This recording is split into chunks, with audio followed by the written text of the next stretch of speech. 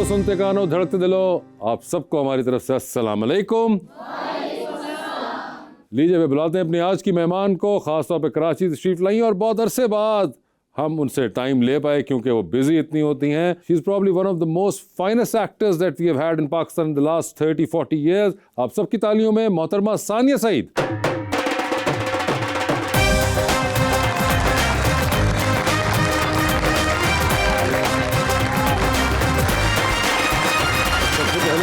क्या जबरदस्त आपने रंग पहना हुआ है, बहुत शुक्रिया। और क्या आपको अच्छा सूट कर रहा है ये आप मुझे पहले बताती तो हम 14 अगस्त को एपिसोड चलाते। मैंने ये सोचा था, मैंने कहा एन मुमकिन है अभी रिकॉर्ड करें, हो सकता है 14 को नहीं, आपके जोड़ा देखते हमने फाइनल कर लिया था कि ये हमने 14 अगस्त को चलाना है शो। बल्कि मैं यहाँ आने से पहले सोची थी कि मैं आपको आते ही बता दूं कान में कि भाई ये please excuse the over dress. नहीं माशाल्लाह, it suits you so much. Thank you so much. Maybe because you've always seen me in dull color.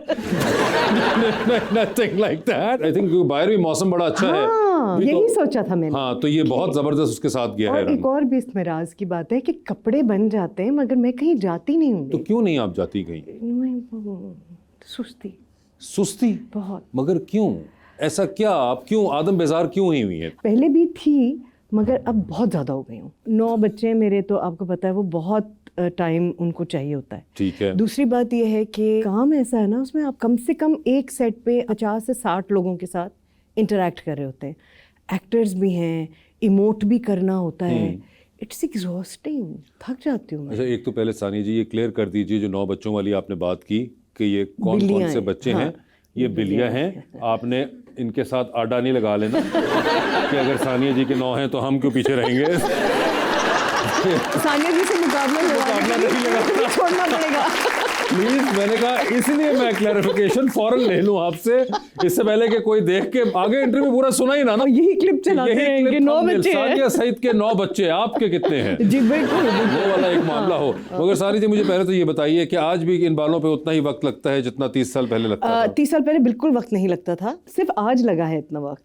उसकी वजह यह है कि ये कोई 6-8 महीने से सीधे हो रहे हैं एक कैरेक्टर के लिए, तो अभी खराब हो गए, तो आज वक्त लगा के बनाने पड़े, वरना तो बनाने ही नहीं पड़ते थे। तो ये सीधे हो रहे हैं क्या मतलब? कैरेक्टर में सीधे बाल हैं, मतलब वो वहाँ पे शूट पे करते हैं? जी शूट पे करते हैं। अच्छा, मैंने कहा शायद आपने कोई ट्रीटमेंट करवा रही है जो कि 6-8 महीने का डॉक्टर ने टाइम दिया है कि ये उसके बाद सीधी लाइन आ जाएगी। अगर 6-8 महीने का ट्रीटमेंट कराना हो तो दिमाग का कराऊंगी, बालों का।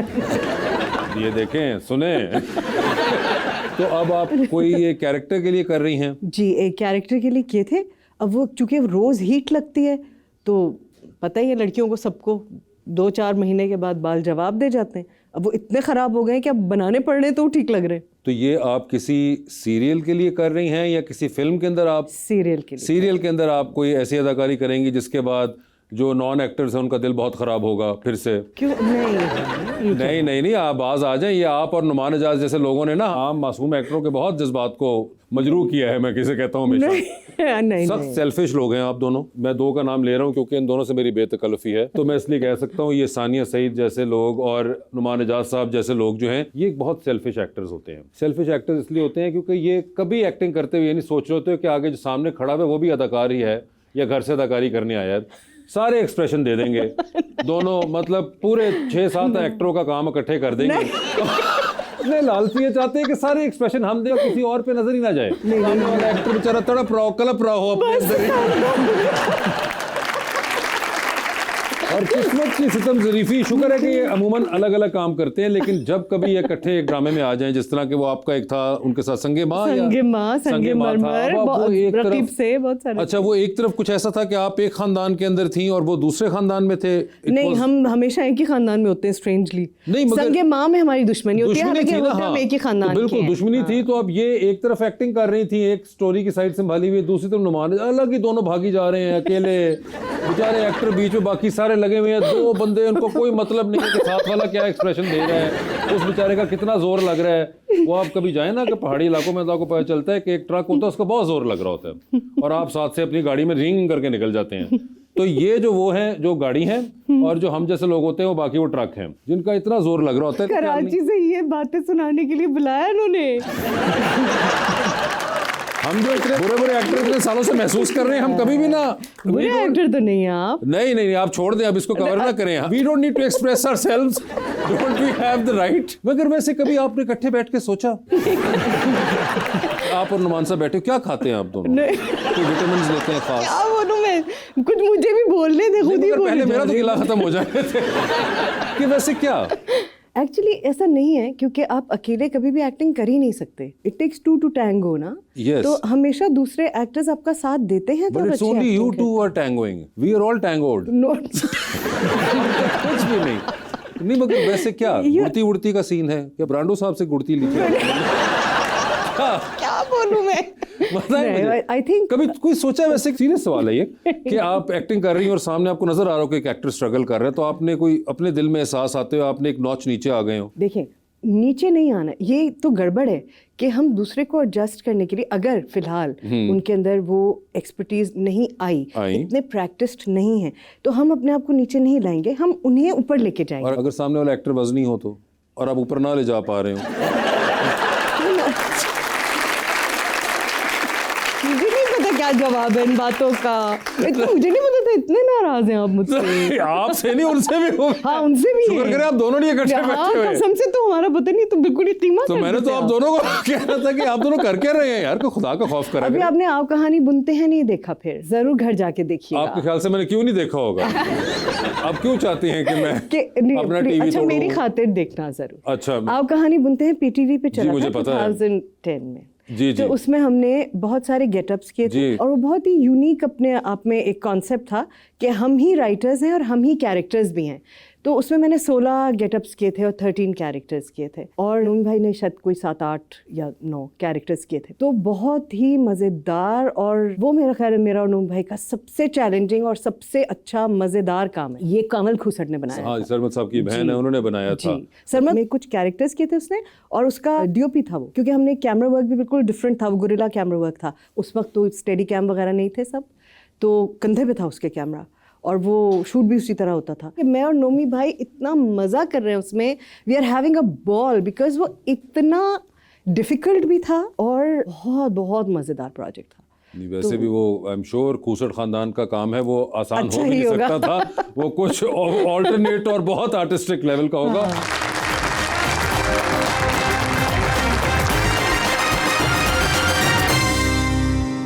Welcome back. अवाम का सवाल। अस्सलाम वालेकुम, मेरा नाम सवेरा नईम है। मेरा क्वेश्चन आपसे ये है कि आजकल हर शख्स जो है वो सुकून की तलाश में है। कुछ लोग सुकून और खुशी को पैसों से जोड़ते हैं, गाड़ियों से, ब्रांड से जोड़ते हैं, लेकिन क्वेश्चन ये है कि आपके लिए एक अच्छी और सुकून से भरी ज़िंदगी की डेफिनेशन क्या है? जो मैं अभी जी रही हूँ, मैं, मेरे बच्चे, मेरी अम्मी, मेरे भाई भाभी, उनके बच्चे, ये मेरे सुकून की ज़िंदगी है। ये तो चले होगी फैमिली एक आपकी, ठीक है, उसके अलावा आप क्या करती हैं सुकून के लिए? अच्छा, एक चीज़ ये है कि क्योंकि बचपन से मुझे आदत डाल दी गई थी, तो इसलिए मैं इसका बहुत ज़्यादा क्रेडिट नहीं ले सकती। अगेन, मुझे आदत है कहीं अलग अलग मिशंस कह लें अपने आप को वॉलंटियर करने की। So education to me is the most important of them. Girls' education, in education is the most important to me. Not that boys don't need to be educated. Health. तो मैंने कुछ जगह ढूंढी हुई हैं। किरण फाउंडेशन है, जिंदगी ट्रस्ट है, Indus hospital and health network है, SIUT है, ACF है, मेरे अपने जितने 9 बच्चे जो हैं ये सब रेस्क्यूज हैं। तो मैंने अपने खाली वक्त कोई होता ही, जो कह रहे हैं आप, उसमें कुछ तो शूटिंग थी, कुछ मेरी ये कमिटमेंट्स थी। तो मैंने अपने आप को कमिट किया हुआ है to places that will help me grow also. और जब आप किसी एक बच्चे को, किसी एक कुत्ते को, बिल्ली को, बंदर को ठीक होता हुआ देखते हैं, किसी बच्चे को आप एजुकेट होता हुआ देखते हैं, बड़ा होते हुए देखते हैं, फाल होते हुए देखते हैं, तो वो मेरी ज़िंदगी में भी एक तरह की ट्रैंक्विलिटी लाता है, एक सुकून, एक ठहराव, एक ब्यूटीफुल फीलिंग। मैं उसको अल्फाज में नहीं बयान कर सकती। कभी कभी मैं बच्चों को देखती हूँ तो मैं ऐसे उनको देख रही होती हूँ कि यार ये इतना सा था, एंड नाउ ये आज हमारी ये बच्ची जिसको स्कूल आने की इजाज़त नहीं थी किरण फाउंडेशन के स्कूल्स में, अब वो हमारी जिम्नास्टिक्स की टीम में है, जो कराची के चैम्प्स हैं। और ये बच्ची जो बात भी नहीं करती थी और किसी से कम्युनिकेट भी नहीं कर सकती थी, अब जिम्नास्टिक्स करती है और ऐसे करती है क्या, मतलब ना कॉन्फिडेंस है। वो बच्चा जो स्कूल शायद नहीं जाता, कभी मलेशिया में फुटबॉल खेल कर आया है। आई डोंट नो, इससे ज़्यादा खुशी क्या, इससे ज़्यादा सुकून मेरे लिए मुझे नहीं पता कि क्या हो सकता है। और बाकी अल्लाह ने सब कुछ दिया है, घर, गाड़ी, बच्चे, सब कुछ है, लेकिन मुझे लगता है ये मेरे लिए इम्पोर्टेंट है। तो वालेकुम अस्सलाम। मेरा नाम सौलिया बिलाल है और मेरा क्वेश्चन मैम सानिया से है कि आज के नौजवानों को सस्ती शोहरत का शौक़ है, लेकिन अगर कोई संजीदा फ़न सीखना चाहता है तो उसका पहला कदम वो क्या उठा सकता है? सबसे पहले तो ये अपने जहन में क्लियर करें कि आप एक्टर बनना क्यों चाहते हैं। टेलीविज़न देख के, फिल्में देख के हमें लगता है बड़ा आसान काम है, लेकिन सिर्फ पर्दे पे आ जाना, लोगों का आपको पहचान लेना इज़ नॉट इनफ। अदाकारी के साथ बहुत जिम्मेदारी भी आती है, और आप किस वजह से ये काम करना चाहते हैं वो डिसाइड करेगा पूरी ज़िंदगी की चॉइसेस को। सबसे पहले तो वो अपने जहन में क्लियर करें। आई होप कि आप इसलिए एक्टर बनना चाहें कि आप अच्छी कहानियाँ सुनाना चाहते हैं, जिस वक्त में भी आप ज़िंदा हैं उसके हालात को आप आर्काइव करना चाहते हैं, आप अच्छे मस्बत रवैयों को बढ़ावा देना चाहते हैं या ख़राब रवैयों की निशानदेही करना चाहते हैं। शोहरत इज़ वेरी ईजी और अब तो बहुत ही आसान है, but why do I become famous and what do I do with this शोहरत, what do I do with it?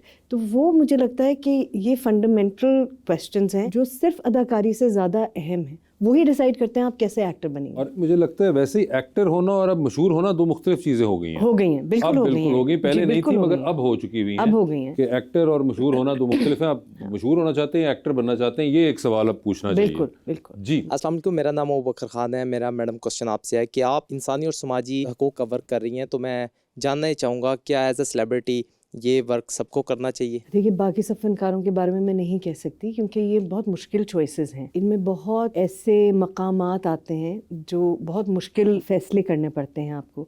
मसलन आप कौन से काम नहीं करेंगे, आप क्या चीज़ें इंडोर्स नहीं करेंगे, आप जिन बातों पे सवाल उठाएंगे उनके जवाब में किस तरह के रवैये आ सकते हैं, क्या रेपरकशंस हो सकते हैं, क्या नताइज निकल सकते हैं, ये मैं सबके लिए नहीं कहूँगी।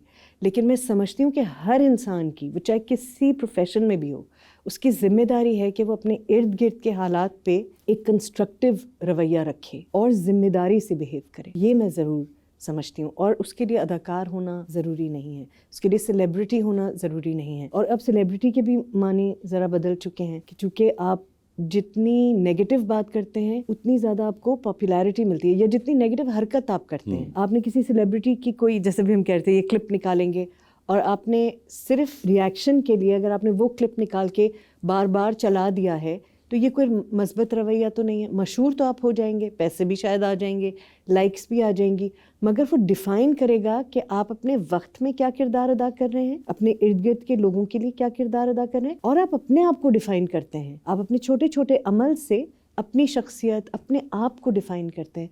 तो अपने आप को डिफ़ाइन करने में हम इतनी कोताही कैसे कर सकते हैं? इसीलिए ज़िंदगी इंसान की किसी और जानवर के मुकाबले में इसीलिए मुख्तलिफ है। हालांकि जानवर भी अपनी इन्वायरमेंट में अपने आप को बहुत क्लियरली डिफ़ाइन करते हैं, अपने रोल को। सड़क पे जो आपको कुत्ते मिलते हैं वो डिफ़ाइन करते हैं कि ये मेरी टेरिटरी है, यहाँ कोई आके गड़बड़ नहीं कर सकता, ये अजनबी आदमी आया इसलिए पीछे मैं भाग रहा हूँ इसके, ये क्या चीज़ जा रही है ऐसे दौड़ती हुई दो पहियों वाली, मैं इसलिए भाग रहा हूँ इसके पीछे।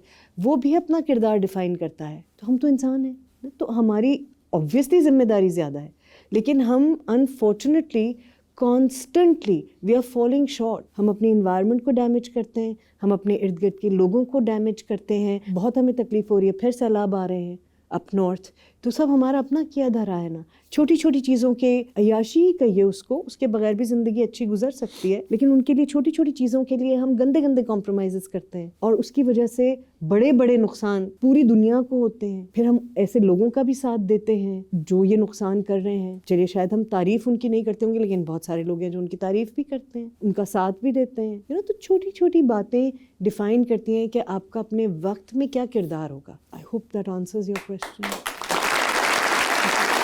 सानिया जी, एक बात बताइए, वैसे जानना चाह रहा हूँ, डू यू थिंक कि ये जो आपका थॉट प्रोसेस है ये ओवर द इयर्स आपके अपने काम करने के बाद और दुनिया से सोशली इंटरेक्शन के बाद बना ऐसा, या फिर शुरू से ही घर से ट्रेनिंग में इसके पहले बीज बो दिए गए थे? आई थिंक घर से। मेरे वालिदैन की अगर आप गुफ्तगू सुने तो वो इससे भी ज़्यादा सख्त है। मैं तो बहुत नर्म लहजे में बात करती हूँ, वो बहुत स्टॉन्च थे। थॉट प्रोसेस जो था ये आपके घर से ही, यानी कि आपको वालिदैन की ट्रेनिंग से ही मिला था? हमारे घर में सब बच्चे आपको ऐसे ही बातें करते हुए मिलेंगे। हाँ, सो दैट मीन्स कि आप, ये सबसे इम्पोर्टेंट टाइम जो है कि जब घर के बच्चे भी बड़े हो रहे हैं, वहाँ पे आपने ये चीज़ें उनके जहन में डालनी है। बाद में जाके उनसे अगर एक्सपेक्ट करेंगे कि वो जब एक प्रोफेशनल लाइफ में, प्रैक्टिकल लाइफ में आ जाए और तब वो ये सब चीज़ें सोशल मीडिया से पढ़ के सीख लें, थोड़ा मुश्किल हो जाएगा। तो बेहतर है कि पहले कर लें और थोड़ा फोकस हम बच्चों की इस वाली साइड पे भी करें, रादर देन के अपने ही सिर्फ सोशल मीडिया पोस्ट पढ़ते रहे हम। हाँ हाँ ना, अपनी मतलब पोस्ट के अलावा भी कि बच्चों को हम अब समझते हैं कि कोई तकलीफ ना हो, ये एक अच्छी पेरेंटिंग जी, है। ये भी एक बड़ा लेकिन थोड़ी सी जहमत से बहुत सारी चीजें हम सीखते हैं। टॉलरेंस लेवल आपका फिर Zero। आपने वो भी तो करना है। अब हर चीज तो नहीं आप सेंसिटिविटी पे लेके जा सकते, क्योंकि बाहर की दुनिया में आप तो एज माँ बाप कर लेंगे, कोई फूफी चाचा मामा ताया आपके घर जो है वो शायद उस लेवल ऑफ सेंसिटिविटी पे हैंडल कर रहा हो, लेकिन जब बाहर की दुनिया में निकलेंगे, ये आप फलां दफ्तर में गए हैं, फलां सड़क पे खड़े हैं, वहाँ पे कोई गुजरी चीज़ या कोई किसी ने आके बात आवाज़ कह दी, उसका गलत या सही होना एक डिफरेंट बात है, मगर बात यह है कि बर्दाश्त करने की कुछ तो थोड़ा सा आपका एक मादा हो आपके अंदर। ये तो नहीं ना कि उस वक्त कि ओहो मुझे तो आज तक घर में किसी ने कहा नहीं था, तो ये अगले ने फलां कैसे गाड़ी कैसे करीब से गुजार दी। बिल्कुल, आप इकट्ठे काम कैसे करेंगे, आप Exactly।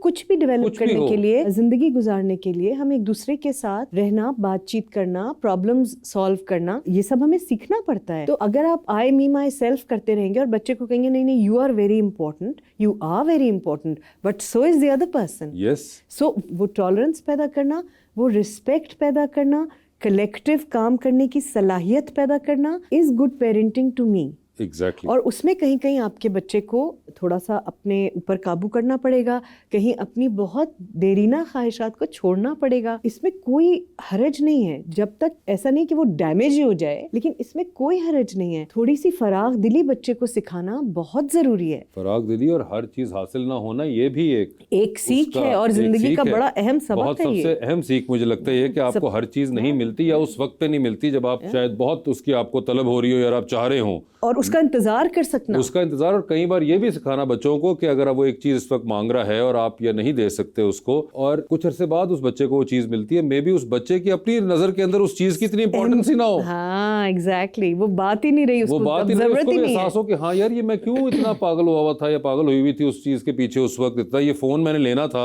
हाँ? और ये फोन उस वक्त आया था और सब इसके साथ ट्रेंड कर रहे थे और मेरी फ्रेंड के पास भी था, और 4 साल बाद पता चला कि वो फोन अब आ गया, तो कह रहे अब इसमें क्या था यार, मैं जिंदगी में ज़हनी तौर पे आगे मूव कर गया हूँ या मुझे कुछ और अब चीज़ अच्छी लगती है या वो इंपॉर्टेंट हो गई है। ये भी एक चीज़। अब उसी वक्त आपने अगर उसको इंजेक्शन लगा दिया कि ये लो बच्चे आ गया, ये चीज़ आपको चाहिए था, कदर भी नहीं होगी उसकी। कदर भी नहीं होनी, और इस इमोशन से नहीं वो गुजर पाएगा कि मे बी उस चीज़ की कुछ अरसे बाद कदर नहीं रहती है जो इस वक्त आपको बहुत दुनिया ख़त्म हो जाने वाली चीज़ लग रही होती है।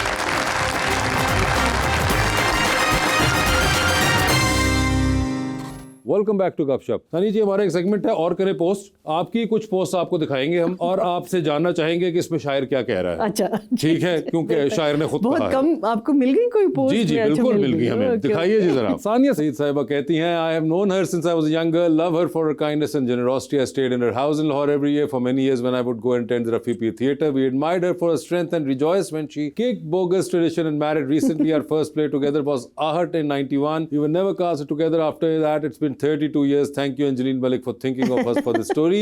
समीना अहमद साहिबा के साथ आपकी एक बड़ी ज़बरदस्त तस्वीर। हाँ और आपने जैसा कि बताया कि बड़ा एक ज़बरदस्त ताल्लुक आपका आहट से शुरू हुआ हुआ जो हाँ Your उससे भी first- पहले से थिएटर की वजह से, क्योंकि डायरेक्टर थी आर्ट काउंसिल लाहौर की। बिल्कुल। तो उस वक्त रफ़ी पीर थिएटर फेस्टिवल यहाँ लाहौर में होता था, बहुत बड़ा फेस्टिवल था, अमेजिंग वर्क। जी। पूरी दुनिया से लोग थिएटर परफॉर्मेंसेस लेकर आते थे, डांस परफॉर्मेंसेस लेकर आते थे। जो मैंने यहाँ थिएटर देखा है, कुछ कहते हैं लोग कि आपने कहाँ से सीखा, कहाँ से, ये हमारी दर्सगाहें थी, ये सब होता था पाकिस्तान में दिखाया। जो आप एक्टर होने का पूछें, एक्टर आप अच्छे बुरे जैसे भी, लेकिन आपको दिलचस्पी उस वक्त होगी, आपकी डायरेक्शन दुरुस्त उस वक्त होगी जब आप देख सकेंगे कि दुनिया में लोग किस किस तरह सोचते हैं। तो ईरान से कुछ थिएटर्स आते थे, वहाँ से मैं आपको क्या बताऊँ वो क्या काम होता था। डांस परफॉर्मेंसेस आती थी, पपेट परफॉर्मेंसेस आती थी, अमेजिंग वर्क। और ज़ाहिर है जब दहशतगर्दी बड़ी मुल्क में, तो उसका टारगेट सबसे पहले परफॉर्मिंग आर्ट्स बनी और उनमें रफ़ी पीर थिएटर फेस्टिवल एक टारगेट था। तो मैं उस वक्त ट्रेन में बैठ के आती थी लाहौर, और रहने की जगह नहीं थी मेरे पास, ऑब्वियसली पैसे भी नहीं थे। तो अब्बू ने मुझे कहा कोई मसला ही नहीं है, वहाँ समीना है। मैंने कहा अब्बू आप ऐसे कहना, समीना है, पूछे तो सही उनसे कि मैं, तो उन्होंने कहा कि नहीं बस मैं कह दूंगा। तो कोई भी नहीं रहता था समीना आंटी के घर में, मैं वहाँ रहती थी वारिस रोड पे, और पूरा फेस्टिवल मैं इनके घर पे रह के देखती थी। एंड मुझे इतनी काइंडनेस, इतना प्यार, इतनी प्रोटेक्शन अपने बड़ों से मिली है। मेरी ख्वाहिश होती है कि मैं वही बिल्कुल। प्यार और दुलार अपने छोटों को दे सकूं, अपने बाद आने वालों को दे सकूं। सो ये हैं वो सब लोग, ये मेरे असातिज़ा हैं, यही मेरी दर्सगाहें हैं बिल्कुल। और इनसे बेपनाह प्यार है मुझे। और क्या ये बहादुर खातून है, अकेले पहले इन्होंने अपने बच्चों को पाला, उसके बाद उन्होंने कहा ऐसी की तैसी आप सबकी, मुझे ये बड़ा अच्छा आदमी मिल गया है, मैं तो शादी करके मैं अपनी ज़िंदगी गुजारूंगी भाई। एंड कमाल है, आई मीन रियली। तो मीना आंटी का कमाल ये है कि सिर्फ लर्निंग ऑन जॉब वाली नहीं कि चलो आपको एक्टिंग साइड से जो हेल्प हो, वो जो अदरवाइज जो आपको एक जिस किस्म की आप गुफ्तगू उनसे कर सकते हैं, क्योंकि हमें और जिस तरह का वो आपको प्रमोट करती हैं और आपको जिस तरह वो सपोर्ट कर रही होती है, वो कमाल और है। जेन्युइन होता है वो, बिल्कुल बिल्कुल genuine। उसमें से उनको कुछ नहीं मिल रहा कुछ नहीं मिल रहा होता, बिल्कुल बट शी अमेजिंग पीपल। बिल्कुल। I love her very much. Same है जी। ओहो, आपने तस्वीर लगाई थी खुदा हाफिज खानम, खानम। सबिया खानम, ये उनकी सबिया आई जी थिंक की कितनी सबिया हसीन जी की तस्वीर है, देखिए। ये उनकी डेथ के ऊपर आई जी बिलीव हाँ, आपने लगाई जी होगी, हाँ। बिल्कुल जी हाँ। 2020 के अंदर 20 जब ये की हुई तस्वीर है, जी। थी। और ये उनकी बहुत जवानी 50s की ये तस्वीर है गालिबन। कितनी हसीन तस्वीर बिल्कुल है। सबिया खानम कितनी की खूबसूरत हमारी खवातीन थी, क्या ग्रेस था थी? उनके अंदर। उस पे मैंने कहा बहुत सी आजकल की खवातीन ने कहना है कि ये क्या आपने नहीं, ये मैं इनकी पुरानी वाली खवातीन को कही थी कि ब्लैक एंड व्हाइट था, मेकअप नहीं था, हाँ, एंड यू नो बिल्कुल। But how what grace, filter भी नहीं था। फिल्टर भी नहीं था, नथिंग, आई मीन, और बहुत मुश्किल हालात में काम करती वैसे थी। आपने कभी वो फिल्टर वाली तस्वीरें ट्राई की हैं, वो जो लाल फिल्टर वाली होती है? मुझे करनी ही नहीं आती वो, उसका कुछ ऐप डिफरेंट है, वो मेरे पास नहीं है। शुक्र है कि नहीं है आपके नहीं पास, नहीं, आपने करना उसमें भी अजीब नहीं है। आदमी बबून लगता है, इतने लाल लाल गाल और अजीब नहीं लगता। आम लफ्जों में अगर आप लोगों को महसूस नहीं हो, उन्होंने कहा कि बांदर लगता है। लगता है, लेकिन इतना खूबसूरत अल्लाह ने बनाया होता है इंसान को। ये लकीरें, ये खड्डे, ये धब्बे, ये सब शख्सियत का, वक्त का, जो जिंदगी हमने गुजारी है, उनकी शहादतें हैं ये सब। यही तो नहीं दिखानी, फ्लैट क्यों? नहीं बताना हमने। अच्छा। अभी अभी फ्रेश पीस आया है, बिल्कुल ये लगना चाहिए। ऐसे कैसे डबल रोटी अभी भी अवन से अवन कैसे? से अभी निकली है, ये बिल्कुल लाल वाले फिल्टर के साथ बेहतरीन। और फिर लगानी है और उसके नीचे लिखना है माइट डिलीट लेटर। अच्छा, फीलिंग क्यूट। जी आगे दिखाइए सर। वाह क्या बात है। From नकाब पोश हसीना with enticing eyes to this, how female images are changing in Pakistan. हाँ, आपने ट्रक्स पे देखा होगा अक्सर हमेशा एक खातून बनाई जाती हैं जिनकी बड़ी सिडक्टिव आंखें बनाते हैं, हालांकि चेहरा उनका नकाब से छुपाया होता है, जो कि बिल्कुल ऑपोजिट आइडियाज़ हैं। द आइडिया इज़ कि यू डोंट सेक्शुअलाइज वुमेन। वो बहुत अजीब सी तस्वीर होती है अगर आपने ट्रकों के पीछे देखा। फिर एक मूवमेंट चली पूरी जिसमें ये जो ट्रक आर्ट पेंटर्स होते हैं इनसे गुफ्तगू की दोस्तों ने, और उन्होंने कहा कि अगर हम इसको ऐसे तब्दील करना चाहें तो कैसा रहेगा। और इतने ये खुश हुए और इन्होंने वॉलंटरली ये तस्वीरें ट्रकों के ऊपर पेंट की। तो जब आपको पता है कि ये बिल्कुल पहाड़ों की चोटी से लेकर नीचे समंदर तक ट्रैवल करते हैं ये ट्रक्स, तो ये जहाँ जहाँ भी जाते हैं वो इमेज जो चेंज होता है कि खातून सिर्फ देखने की चीज़ नहीं, जिसकी ज़िंदगी की वैल्यू है, जिसके पढ़ने में एक वैल्यू है, तो वो पूरे पाकिस्तान में ये ट्रक्स नज़र आए। अब पुराना हो गया, ये भी 20 की है ये पोस्ट, लेकिन मेरा ख्याल है ये दोबारा रिवाइव करना चाहिए और ट्रक आर्ट में इन इमेजेस को और इन स्लोगन्स को दोबारा वापस लेकर आना। मैं तुम्हारी रोशनी बनूंगी, मैं तुम्हारी रोशनी बनूंगी, बहुत अच्छा पैगाम था। और ये आपकी एक और तस्वीर, ग्रेट इस्माइल तारा साहब की आपने तस्वीर लगाई। आई थिंक ये जब उनकी डेथ हुई थी, तारा साहब one of the most interesting and What an amazing genius, बिल्कुल genius। और मैंने इतना पोकर फेस कॉमेडी करते हुए, ये हम लोग रियलाइज नहीं करते उस वक्त, मगर ये जो इस तरह के लोग जो कैरेक्टर्स करते आ रहे हैं टिल द लास्ट स्टेज अपनी वो करते गए हो, ये जब चले जाते हैं फिर आपको पता चलता है कि अब हम कभी कोई है करने नहीं लगे ना पीछे। तो आपको नजर आता है कि ओहो ये तो हमारे एक्टर पास बंदा कहाँ ही से कोई लाएं? नहीं है मैं क्या लिखूं जो कोई करने वाला भी मुझे जो मिले, करने वाला भी हो। बिल्कुल जैसे मोइन साहब के बाद मोइन अब साहब तो बहुत खैर सारी एक चीजें और ही हो ही नहीं हाँ, सकती हो ही क्योंकि वो सकती, करने वो वाला नहीं है। बिल्कुल। And it's not just your ability to be comic, it is the intelligence, your observation, your political correctness, your you know a lot so of many things. things। तो ये बिल्कुल तारा साहब जबान आना, आपको अपने environment का पता होना, एनवायरनमेंट का पता होना, कल्चरल उसके साथ आप जो ग्रोथ करके वो एक्टर बना होता है, वो जो परफॉर्मर होता है वो एक बिल्कुल और मिक्स होता है। जी ओहो so celebrated my 51st last week, ecstatic to still be here, healthy and happy, surrounded by family and friends, working and playing to my heart's content. I will be posting some of the things I did for my birthday. First of them is this photo shoot, reinventing my look and loving it. ये आपने अपनी 51st birthday पे shoot करवाया? हाँ, क्योंकि मेरे कोई photo shoots नहीं है। अगर आप वैसे देखें तो आपको मेरे सिर्फ कैरेक्टर की तस्वीरें मिलेंगी, मेरी अपनी तस्वीरें नहीं मिलेंगी। और ये भी अगर मैंने फोटो शूट किया है तो इसमें मेरी लुक बिल्कुल डिफरेंट है। तो अगर मैं अपने बाल सीधे कर दूं, आधे तो लोग मुझे पहचानते ही नहीं। सड़क पे भी जा रही हूँ, बाल सीधे हों तो नहीं पहचानता कोई, जब तक बोलती नहीं, आवाज़ से पहचान लेते हैं, लेकिन वो नहीं पहचानते। तो ये मेरे दोस्त हैं हुसैन, कमाल के फोटोग्राफर हैं, उन्होंने मुझे सजेस्ट किया। मैंने कहा हाँ, मैं 50s के बाद अपने आप को, अपनी जो भी इनहिबिशंस थे, और तस्वीर खिंचाने में मेरा बड़ा इनहिबिशन था, क्योंकि मुझे लगता है कि मैं कैमरे पे अच्छी नहीं आती, मैं ऐसे कैमरे के उस तरफ ज़्यादा अच्छी लगती हूँ, ऐसा मेरा अपना ख्याल है। तो मैंने कहा कि नहीं, मैं अपने ये जितने भी मेरे फियर्स हैं या जो मेरी अपनी शॉर्ट कमिंग्स हैं, मैं इनको ओवरकम करने की कोशिश करूंगी। उनमें से एक था ये फोटो शूट करवाया आपने, ठीक है। ओहो, when you surrender your hair to the magician called Tariq Amin, no one does it better, dearest, love you, thank you so much। Tariq अमीन साहब के साथ एक तस्वीर, और ये उन्होंने आपके बालों को बाकायदा सीधा कर दिया है, काट के सीधा कर दिया था। पहले मुझे पता नहीं था कि कर्ली बालों को कैसे हैंडल करना है। तो सब माएँ जैसे करती हैं, कर्ली बाल वाले बच्चों के ब्रश घिस घिस के और बस पोनी टेल बांध देती थी। तो मैंने तो आधी ज़िंदगी ऐसे ही गुजारी कि वो बस सीधे बाल, सीधे भी नहीं, वो अजीब ही फट के ऐसे वो हो जाते थे। बच्चे मजाक भी उड़ाते थे, लेकिन हमें पता ही नहीं था क्या करना होता है कर्ली बालों। तो तारिक साहब ने क्या आपको बताया? तारिक ने मुझे कहा, जब मैं पहली दफ़ा डरते डरते गई, क्योंकि इनका बड़ा एक वो था कि भाई तारिक अमीन है, तो मैं गई, मैंने कहा कि I really don't know what to do with my hair.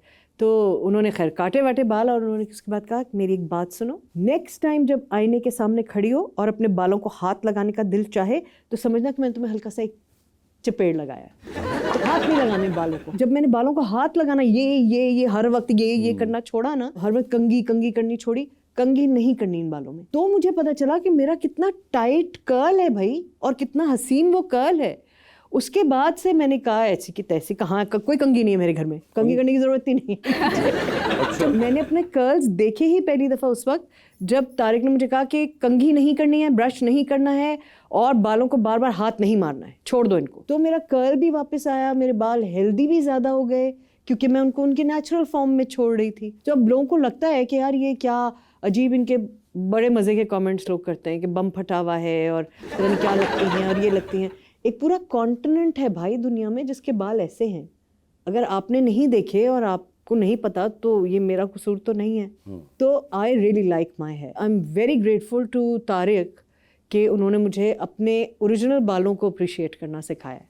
नहीं बिल्कुल, very grateful, and is a great friend also. ये बहुत ही मजेदार बात मुझे लगती है कि तारिक साहब जितना जबरदस्त बालों को जानते हैं, हाँ, और जितने राज उनके पास हैं, और फिर जब मैं तारिक भाई को खुद देखता हूँ, मैं कहता तारिक भाई है ना, जो चीज हाथ से निकल गई उसके बारे में आपने कितनी इन्फॉर्मेशन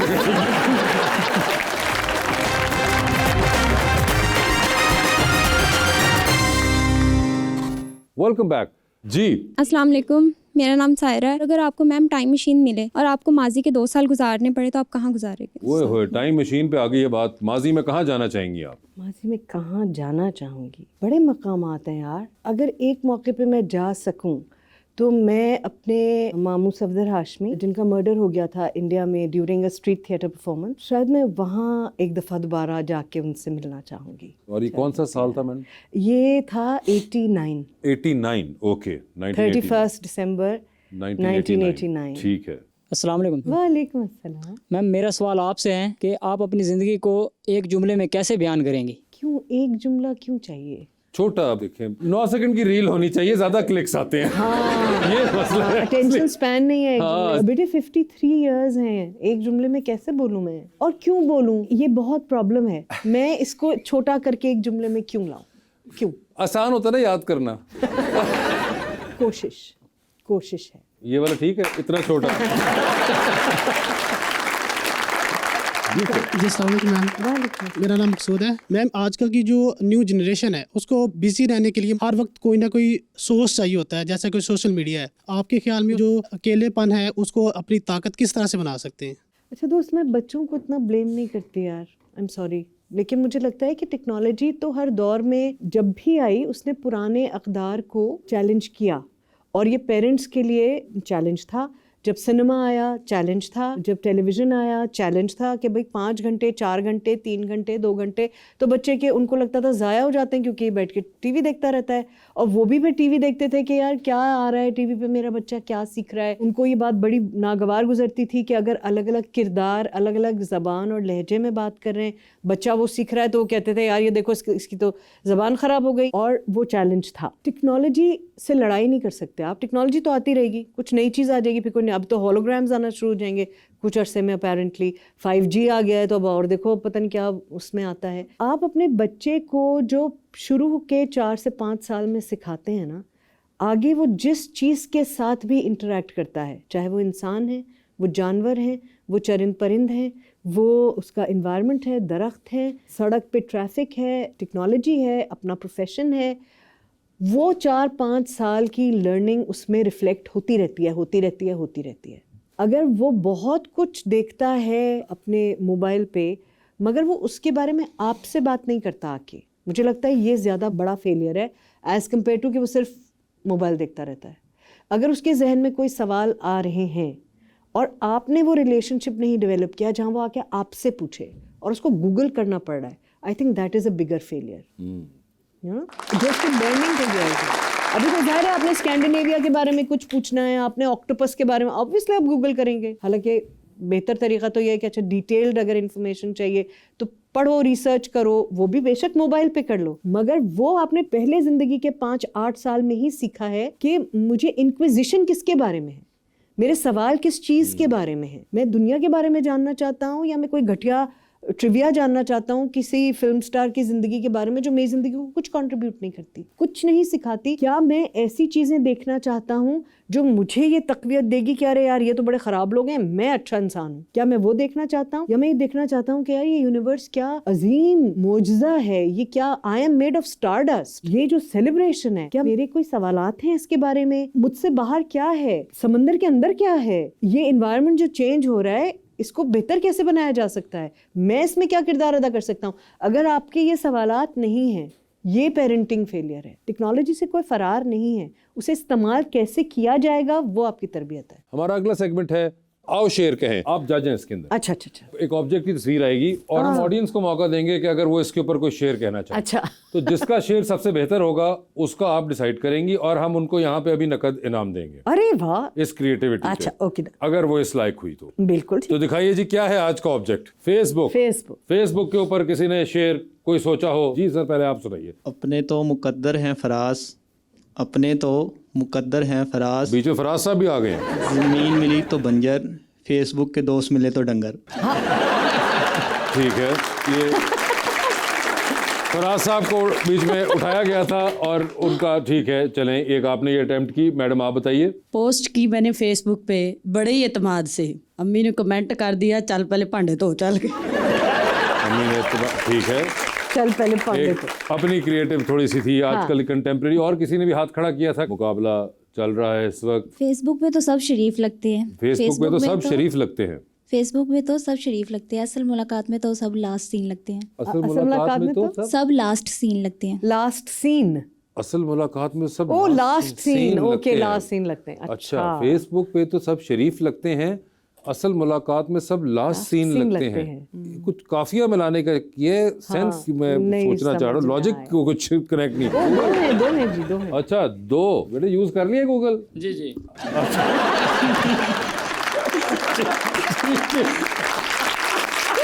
जी जी, तो आप सुनाइए फिर। जी जी क्या है, क्या कहता है गूगल? अस्सलाम वालेकुम।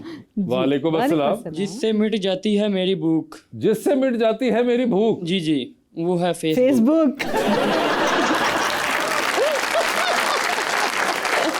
ठीक है, और मुझे याद आया एक शेर। अच्छा अभी याद आया। हाँ ओहो जी जी। है कवाकिब कुछ, नजर आते हैं कुछ, ओके, धोखा देते हैं ये बाजीगर खुला। बहुत मज़ेदार शेर यूँ है कि जब बहुत प्रोटेस्ट हुआ करते थे ज़िया साहब के ज़माने में डेमोक्रेसी के लिए, और वो तो बहुत सी तकरीरें इससे शुरू होती थी। हैं कवाकिब कुछ, नजर आते हैं कुछ, धोखा देते हैं ये बाजीगर खुला। अच्छा, तो अब फेसबुक कहता है। ये देखिए, जो बात मैंने इंटरव्यू के शुरू में की थी, अब मैं आखिर में भी आप मुझे उसी पॉइंट पे ले आई हैं। जी इरशाद नहीं, इरशाद नहीं, इरशाद आपने किया कि आप ये देखिए कि बाकियों ने क्या क्या शेर पढ़े, और उसके बाद देखिए आपकी जब शेर की बारी आई तो आपने क्या शेर पढ़ा। गलत तो नहीं अब आपको गैप महसूस हुआ? ये वही गैप है जिसका शुरू में मैंने जिक्र किया था। सानिया जी, ये आप अनकॉन्शियसली करती है, आपको अंदाजा है ये आप क्या करती है। अच्छा शेर आपने सब बर्बाद कर नहीं दिया। बर्बाद नहीं, आपने इतना अच्छा शेर कह दिया। उधर चल रहा है फेसबुक लाइकें, अनसीन सीन, आप वाकई खुद कुछ और नजर आते थे। मतलब यार ये आप करते हैं। तो खैर आप तो छोड़िए, मुझे बताइए इनमें से आपको कौन सा लगा कि कोई है इस लाइक के जो जीता जाए, कोई हो? अगर ना हो तो अगर ना हो तो बस ठीक है, प्रोग्राम खत्म। Thank you so much.